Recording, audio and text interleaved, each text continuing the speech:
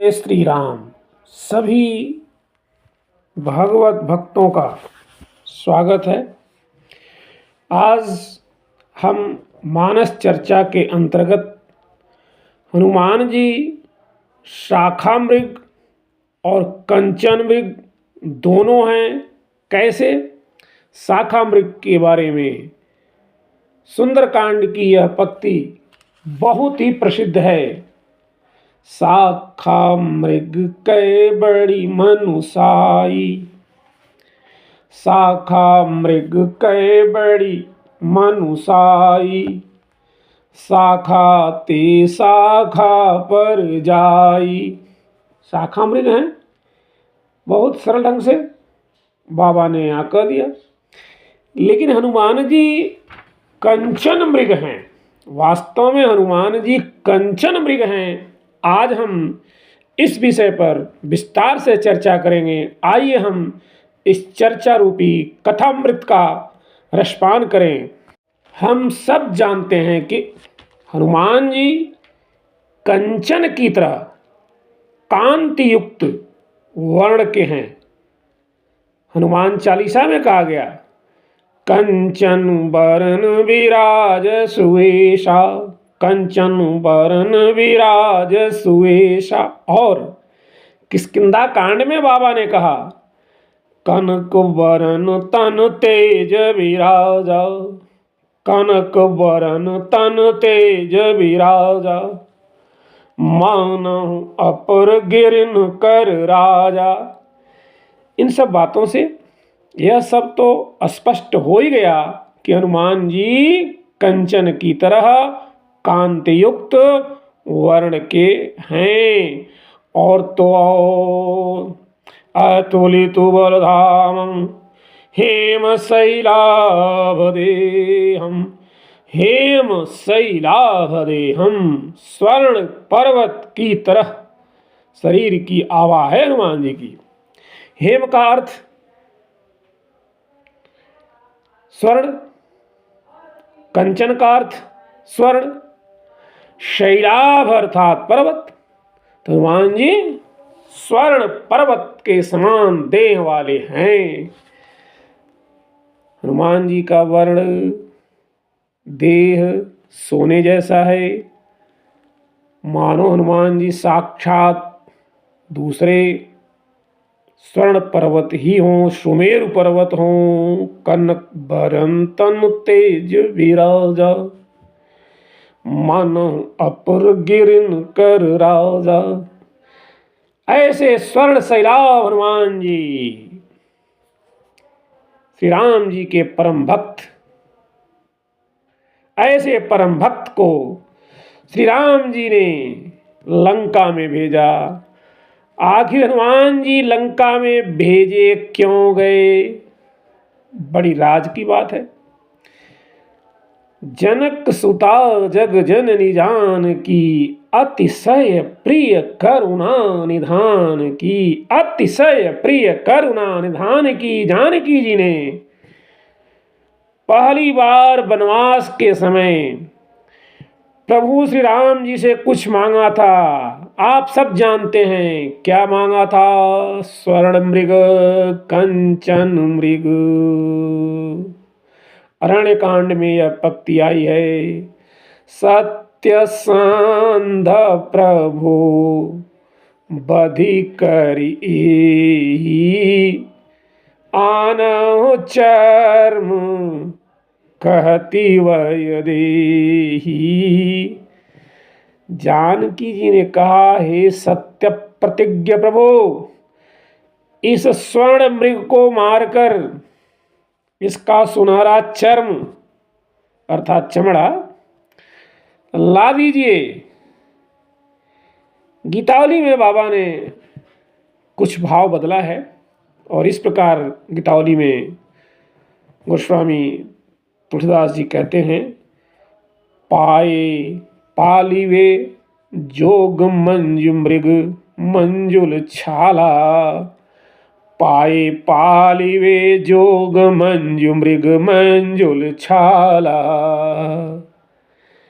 पाए पालिवे, यदि यह स्वर्ण मृग मिल जाए तो हम इसका पालन करेंगे। पाए पालिवे जोग मंजु मृग मंजुल छाला।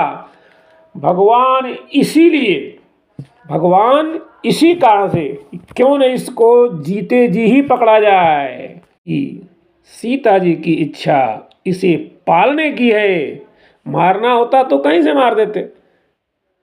बहुत पीछे पीछे भागते हैं, पर जब वह बहुत दूर चला जाता है, पकड़ में नहीं आता, तब प्रभु श्री राम बाण मारते हैं। और बाण मारने पर जब देखते हैं तो उसका असली चेहरा, असली रूप, असली इमेज सामने आती है। वह इमेज है मारीच। श्री राम जी ने सोचा, ओह, सीता ने मुझसे केवल एक स्वर्ण मृग ही मांगा और मैं उसे स्वर्ण मृग लाकर नहीं दे सका। अब क्या करें हम? तब हनुमान जी को सीता जी के पास भेजा जा रहा है कि मैं क्यों नहीं सोने के जैसे कांति युक्त हनुमान जी जो मृग के समान ही हैं, उन्हें सीता के पास भेज दिया जाए। यह बात तो ठीक, हनुमान जी स्वर्ण वर्ण के हैं, ऊपर की पंक्तियों से स्पष्ट हो रहा है। कंचन बरन विराज सुवेशा कनक बरन तन तेज विराजा स्वर्ण शैलाभ देहम हेम शैलाभ देहम। पर हनुमान जी के बारे में एक बात तो ऊपर की पंक्तियों से स्पष्ट हो गई कि हनुमान जी स्वर्ण सदृश तो हैं, स्वर्ण हैं, मान लीजिए स्वर्ण वर्ण हैं, स्वर्ण के शरीर वाले हैं, लेकिन शाखा मृग हैं।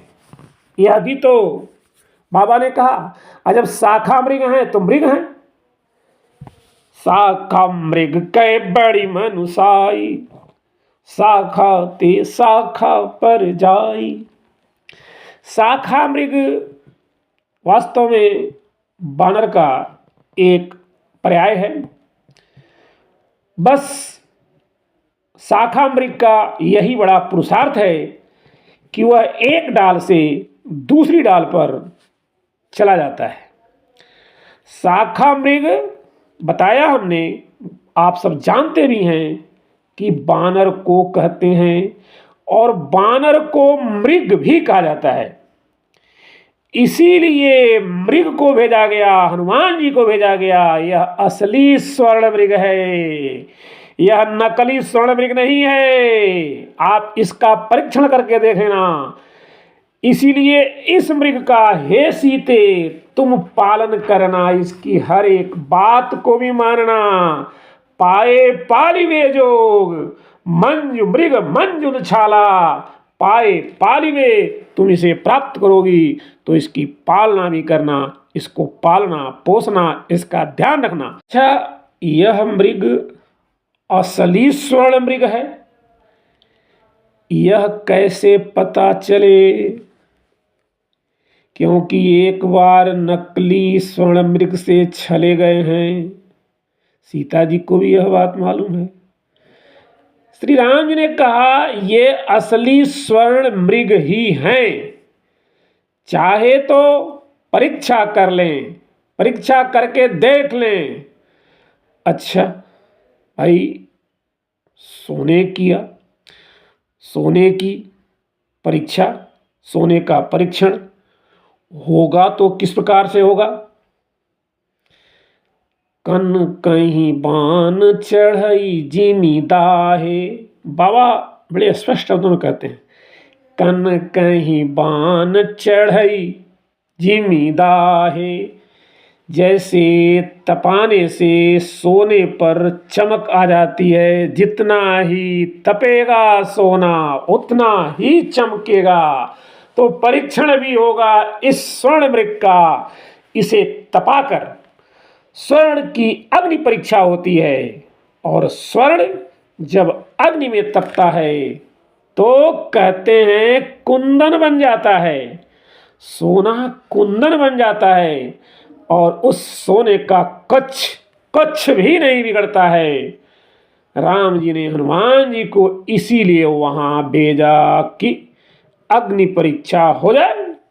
रावण के पास सोने की लंका है, सोने के मकान, सोने के किवाड़, सोने के छत, सब कुछ सोने का, बस सोना ही सोना है वहां।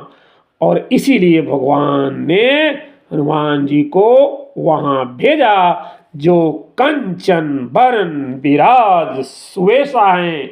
और जब अग्नि परीक्षा हुई तो होता क्या है, असली नकली सोने का पता चल गया।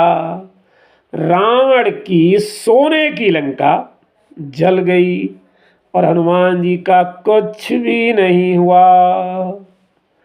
हनुमान जी से किसी ने पूछा, असली सोना आप कैसे, और रावण का सोना नकली कैसे? हनुमान जी ने कहा, देखो, सोने की लंका और लंका के भीतर कौन बैठा है? रावण।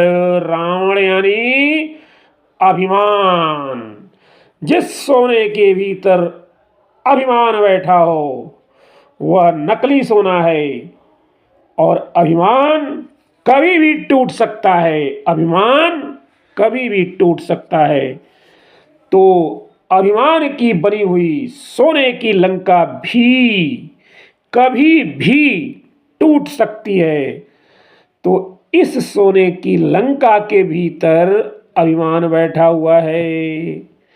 पर हनुमान जी ऐसे स्वर्ण मंदिर हैं, हमारे हनुमान जी ऐसे स्वर्ण मंदिर हैं जिनके भीतर भगवान बैठे हैं, जिनके भीतर भगवान बैठे हैं।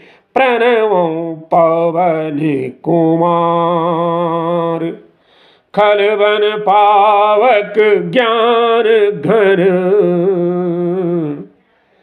जासु हृदय आगार, बसहि राम सर चाँप धरो।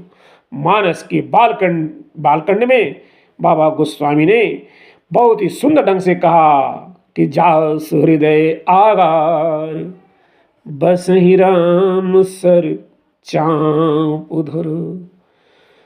जो जिस वैभव के भीतर, आप यह समझ लीजिए, तो यह बात एकदम स्पष्ट है, जिस वैभव के अंदर, जिस संपत्ति के अंदर, जिसके अंदर भगवान की प्रतिष्ठा हो, उसकी कैसी भी अग्नि से परीक्षा ली जाए उसका कुछ नहीं बिगड़ेगा।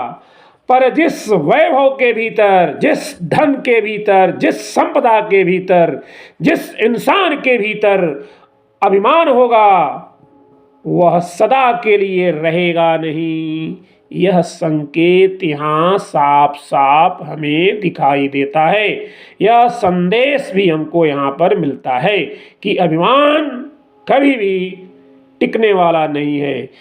इसीलिए हनुमान जी सच्चे स्वर्ण मृग हैं और उनकी जो स्वर्ण रूपी छवि है वह सब छवि, हनुमान जी की स्वर्ण रूपी छवि हम सबका, पूरी सृष्टि का वास्तव में मन मोह लेता है। तभी तो हनुमान चालीसा में बाबा कहते हैं, कंचन वरण विराज सुवेशा, कंचन वरण